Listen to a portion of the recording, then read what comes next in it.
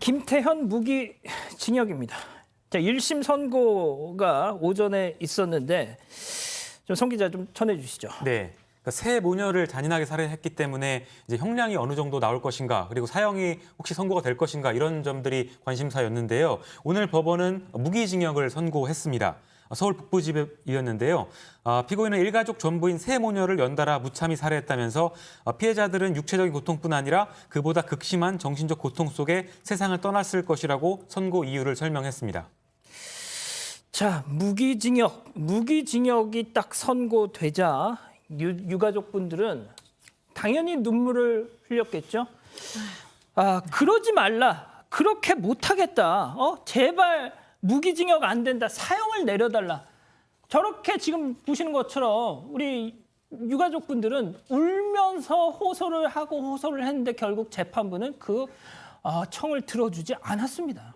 그렇습니다. 너무 마음이 아픕니다. 저도 이제 유가족의 마음에 100% 공감이 되거든요. 그 사형을 선고했어야 한다고 이제 유가족들이 주장하고 저도 이제 그렇게 생각을 합니다.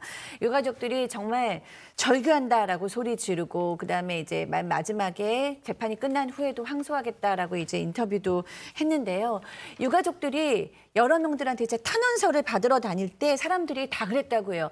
아니 걱정하지 말아라. 이게 사형이 아니면 어떤 게 사형이냐라고 얘기하면서 당연히 사형이 나올 것이다라고 얘기를 했는데 무기징역이 나왔잖아요. 그래서 도저히 받아들일 수 없다. 이런 강력 범죄에 대해서는 강력한 처벌을 해야 선례를 남기지 않는다라고 주장하고 계시는데 많은 국민들이 공감하고 계실 거라고 생각합니다.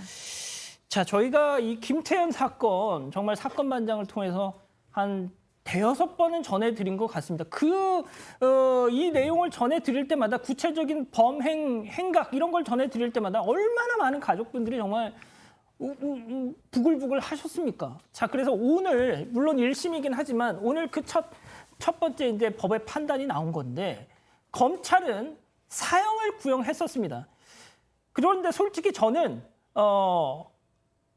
이렇게 될 줄 저는 짐작을 했습니다. 왜냐하면 경남 진주 아파트 살인마 안인득 5명을 살해하고 17명에게 중상해를 입혔던 그 안인득도 무기징역 나왔습니다. 그래서 저는 물론 마음은 사형 선고가 돼야 된다라고 저는 생각을 했지만 전 이렇게 될 줄 알았어요. 그렇죠. 법원에서는 이 장소가 가장 편안한 집이라는 것이에요. 그리고 동기도 납득하기 어렵습니다. 이 세 명한테 나머지 둘이는 아예 그냥 동기도 없어요.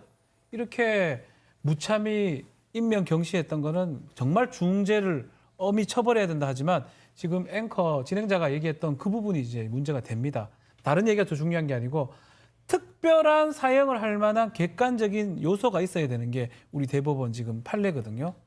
우리나라 같은 경우는 1997년 12월 30일부터 사형제는 선고를 하지만 실질적으로 집행을 하고 있지 않습니다. 그래서 실질적 사형 폐지 국가로 분류가 돼 있고 대법원 판결은 사형을 선고하려면 뭔가 특별한 요소. 그게 뭐냐 하면 연쇄살인이 일반적으로 특별한 요소입니다. 연쇄라는 건 비슷한 수법으로 계속 사람을 비슷한 패턴으로 살인을 했을 때 연쇄살인이라고 일반적으로 말을 하고요. 이게 한 장소에서 했던 걸 일반적으로 연속살인이라고 말을 합니다. 안인수도 마찬가지예요. 한 장소에서 했기 때문에 그런 경우는 특별한 요소라고 보기 어렵다고 해서 일단 1심에서는 사형이 아닌 무기징역을 선고한 것입니다. 자, 이게 정말 도대체 저는 이런 판결이 나올 때마다 도대체 사람의 목숨값은 얼마인 건가? 그냥 제가 좀 부적절한 말일 수도 있는데 당장 내가 죽으면 날 죽인 사람의 목숨 어떤 처벌을 받을까? 저는 그런 생각을 하게 돼요. 예, 승 의원님. 네. 일단 기억을 못 하시는 분들도 계실 수 있으니까 사건 그때 상황 다시 한번 좀 간략하게 짚어주시죠. 앵커의 말씀에 전적으로 공감을 해서 제가 말을 할 그 타이밍을 놓쳤는데 법원이 좀 안타깝기는 되게 안타깝네요. 이 사건 3월 달에 일어난 사건입니다. 원래 이제 사귀는 것도 아니죠. 일방적으로 따라다니는 스토킹을 했던 과정에 있어서 피해 여성이 만나주지 않는다는 이유로 이제 살인의 계획을 하게 되는데 그 살인의 계획도 굉장히 치밀하게 모든 계획을 다 하고 있습니다. 지금 사진에도 나와 있지만 자기가 살인을 저지르고 바꾸어서 입을 옷까지 이제 준비해서 가는데 제일 처음에 이제 집에 들어갈 때 문을 안 열어줄 수 있잖아요. 그래서 택배 기사인 양 이제 그 똑똑똑 두드립니다. 그러니까 처음에는 이제 자기가 원했던 그 여성이 있는 게 아니라 동생이 있었어요. 그러면 보통 살인의 고의가 없으면 동생이 있으면 내가 원하지 않는 상대였으니까 집으로 돌아가야 다시 바깥으로 나와야 되는데 문을 열어주자마자 동생을 신체의 중요한 급소 부위를 찔러서 사망에 이르게 합니다. 그러면 무서워서라도 나와야 되는데 그 장소에서 계속 기다리죠. 기다리고 있다가 어머니가 돌아옵니다. 그 어머니까지 무참하게 살해를 하고 난 다음에 마지막에 그 자기가 스토킹을 했던 여성이 들어오자 그 여성까지 살해를 하고 사실 그 장소에서 한 이틀, 3일 머무르고 있었던 김태현입니다. 지금 보시면 아시겠지만 저 순간에 마스크를 벗고 자기의 모든 행동을 담담하게 이야기하고 있는 저 모습. 물론 법원에서는 반성하고 있다. 그다음에 유족들에게 예. 사죄의 의사를 밝혔다라고 하는데 알겠습니다. 네, 좀 아쉽네요. 예. 지금 어떤 분들은 저보고 지금 너무 오버하는 것 같다고 쟤 좀 바꿔라 이런 말씀 하시는데 뭐 물론 그러실 수 있습니다. 불편하실 수 있는데 저는 제가 예전에 취재 과정에서 이 강력범죄 피해자 가족분들을 제가 여러 번 인터뷰를 하면서 그분들의 그 모습을 직접 본 적이 있어서 제가 이러는 겁니다. 예? 자, 송 기자, 오늘 네. 재판의 핵심 쟁점 이게 계획 범죄였냐 아니냐 이거였잖아요. 맞습니다. 형량에 뭐 중요한 영향을 끼치기 때문에 그런 건데요. 일단 검찰은 계획범죄가 맞다고 주장을 했습니다. 여러 가지 계획범죄 근거를 제시를 했는데 피해자의 근무 일정을 미리 알아뒀습니다. 이거는 이 스토킹하던 큰딸이 이 살해인 다음 날 쉬는 날이었습니다. 그래서 출근을 하지 않더라도 의심을 안 받는 날이었기 때문에 이날을 범행일로 정한 것이 아니냐 이렇게 의심을 받았고요. 또 스마트폰으로 경동맥을 검색을 하는데 이것도 살해할 방법을 미리 구상한 것 아니냐 이런 의심을 받았습니다. 또 범행 직전 범행에 쓰인 흉기를 상점에서 사지 않고 훔쳤고 또 퀵서비스 기사로 위장을 하고 들어갔기 때문에 이게 계획 범죄였다 이렇게 설명을 했고요. 반면 김태현 측은 재판 내내 우발적인 범죄였다고 주장을 했습니다. 먼저 여동생을 살해를 했는데 여동생을 살해하려고 했던 게 아니라 제압만 하려고 했지만 여동생이 거세게 저항을 해서 당황해서 살해를 했다 이렇게 얘기를 했고 이 이후에는 자포자기 심정이 들어서 귀가한 모친까지 살해했다 이렇게 주장했습니다. 자, 박 변호사님, 네. 법원 판단이 그래서 어떻게? 그렇죠. 우발적 범행이 된다면 더 형이 줄어들 가능성도 있는 거거든요. 근데 다 배척되고 계획적 범행이라고 법원은 판단했습니다.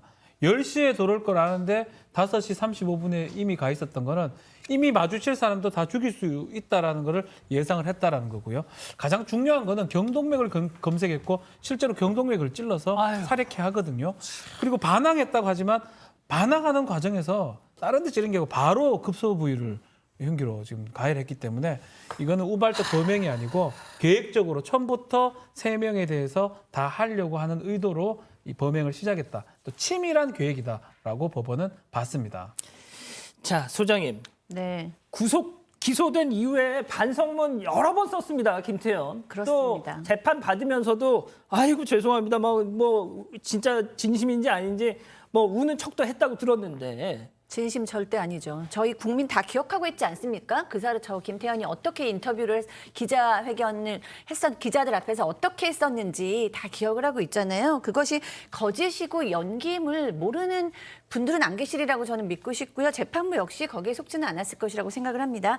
어쨌든 반성문을 구형 전에 14회, 구형 후에 5회 반성문 제출했고요. 그 내용 역시 예전에 지금 나오는 화면에서의 저런 예. 거짓된 뻔뻔함을 연속적으로 이어갔습니다.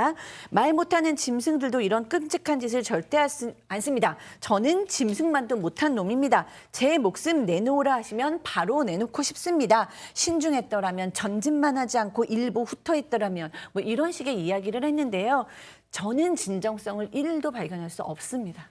자, 박 변호사님, 네. 제가 저번에도 여쭤본 기억이 나는데 보통 이렇게 재판받을 때 저자들이 죽을 죄를 줬습니다 하잖아요. 네. 그런데 사형 그러면 또 막 그때는 또 막 반발하지 않습니까? 항소해버려요. 예. 죽을 죄를 줬다는데 사형해버리면 항소를 해버립니다. 안 죽으려고. 뭐 지금 죽이진 않습니다. 사형 뭐 집행을 하지 않는데 마찬가지예요. 이 사람 같은 경우도 계속적으로 김태현이 자신이 반성하고 있고 뭐 이렇게 얘기를 하고 있지만 실제로는 그렇지 않고요. 우리 프로파일러가 투입이 돼가지고 뭐 이상한 사건이니까 이 성향 같은 걸 분석해 보니까 우리 사회적, 사이코적 기질이 상당히 강한 사람으로 보이고 또 이 상대가 만약 자신을 거절했을 때 상당히 분노하거나 어떤 폭압적인 폭력적인 성격으로 나오는 그런 어떤 행태가 많다라고 분석이 되고 있습니다. 뭐 그렇기 때문에 그 반성문 같은 경우는 사실 큰 의미 없는 내용이 아닌가 저는 개인적으로 그렇게 봅니다. 아유, 뭐 두말하면 잔소리죠. 예? 아니, 승 의원님 좀 짧게 부탁드릴게요. 자, 재판부가 이런 얘기했습니다.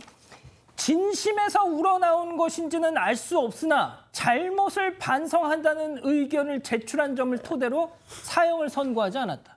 아, 이게 도대체 무슨 소리입니까, 이게? 저는 양형 판단 설시에는 사실 빠질 수 있는 내용이죠. 그 뭐 반성문 재판부도 알고 있는 거예요. 이게 진심에 어린 반성은 아니고 유족들에게 사죄의 의사를 표시하는 게 중요한 게 아닌데 가장 중요한 그 뒤에 있는 그리고 우리 앵커가 말했다시피 다른 사건과의 형평을 고려했을 때 그 사건에서도 우리 법원이 사형을 선고하지 않았는데 이런 사건에 사형을 선고하는 것은 다른 사건과의 형평에서 문제가 있다. 이 부분이 가장 큰 것이고 변호사님 말씀 주신 바와 같이 대한민국은 지금 사형을 선고하더라도 사형 집행이 안 되고 있는 부분이다 보니까 이런 것들을 종합적으로 고려해서 법원은 무기징역형을 선고하지 않았느냐. 근데 방금 앵커 주신 그 부분은 1심엔 다 사형 나요. 2심에 올라가서 그게 무기징역으로 감경되는 경우도 있어도 1심에서 바로 이런 형태로 무기징역으로 가는 거는 모르겠습니다. 이건 법원의 판단이기 때문에 그건 국민 여러분께 판단의 목을 맡겨놓도록 하겠습니다.